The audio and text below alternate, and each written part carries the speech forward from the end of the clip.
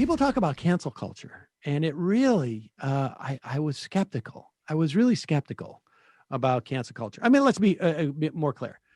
My perspective on cancel culture is that it has always existed in this country. It's just that it doesn't get named when that dynamic is controlled by those in power. It's just normal.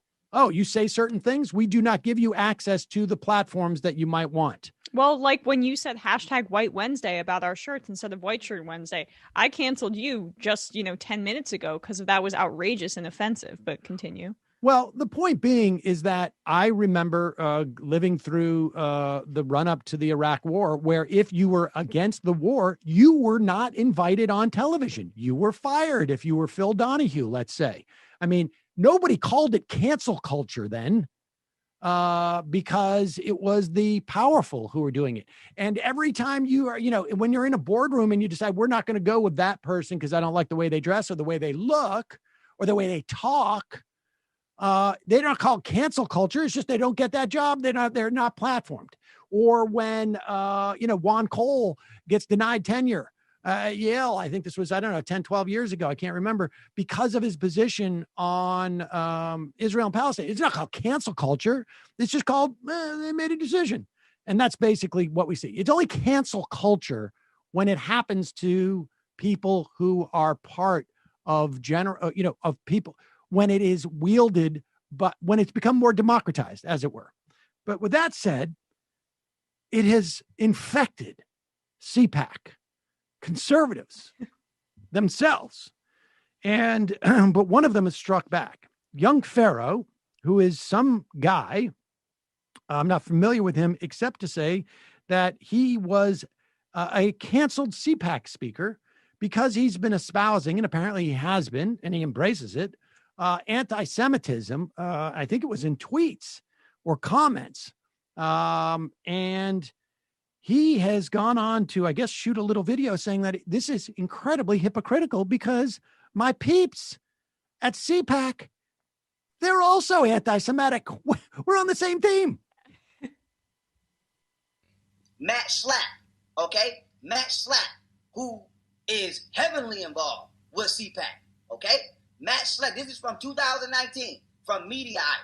Matt Schlapp defends himself after posting insane tweet about George Soros and anti-Semitism. So here's the thing. Matt Schlapp, now look at what Matt Schlapp said. Matt Schlapp said George Soros is not hated because he is Jewish. It is because he is the architect of the destruction of Western civilization. I agree, Matt Schlapp. I agree. But here's the thing, though. They didn't tell Matt Schlapp not to come. Watch this. Wait a minute. Hold up. Let me show y'all something.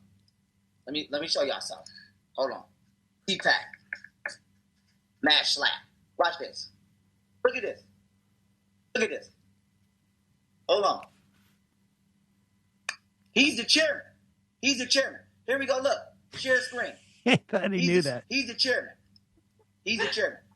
Now, this is from CPAC 2021. CPAC 2021. Matt Schlapp, chairman.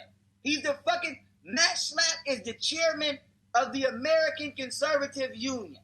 You hear that? This is from CPAC 2021.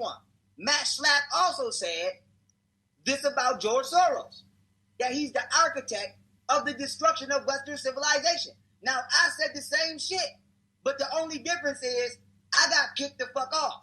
I got publicly slandered and lied on. And I got publicly motherfucking lynched for saying the same shit that the fucking chairman said himself. Okay, but they want to say racism don't exist. Okay.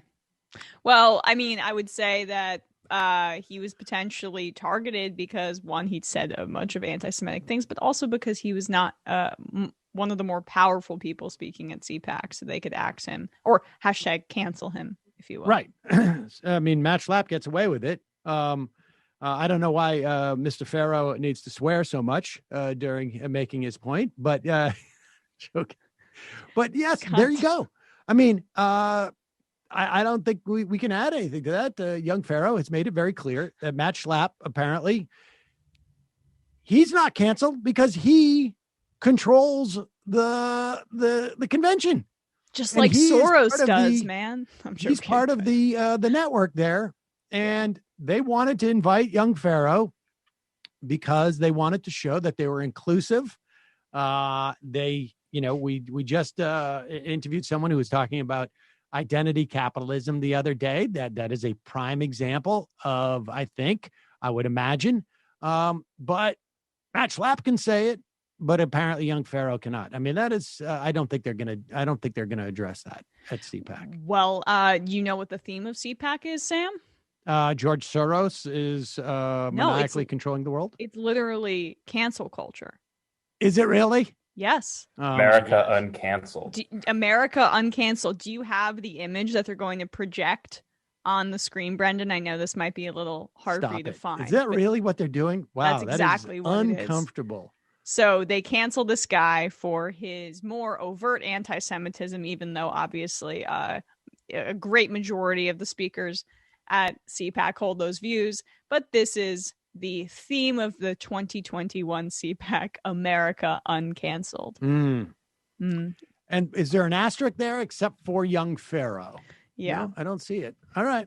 Well, I mean, again, like this is just a regurgitation of the kind of, pearl clutching that we saw in the Obama years too. They make these cases of aggrievement all the time when there's a Democrat in charge because they want to appeal to the people who are really traditionally the most powerful, who feel it slipping away from them, and then make them feel like the victims. It's very powerful stuff. To be fair, it's not just during when the Democrats, and I mean, Donald Trump's entire presidency was about his own aggrievement. And this has been ongoing. They managed to sustain this throughout even Trump's presidency, right? I mean, Donald Trump was the most aggrieved president in our lifetime, his lifetime, according to Donald Trump.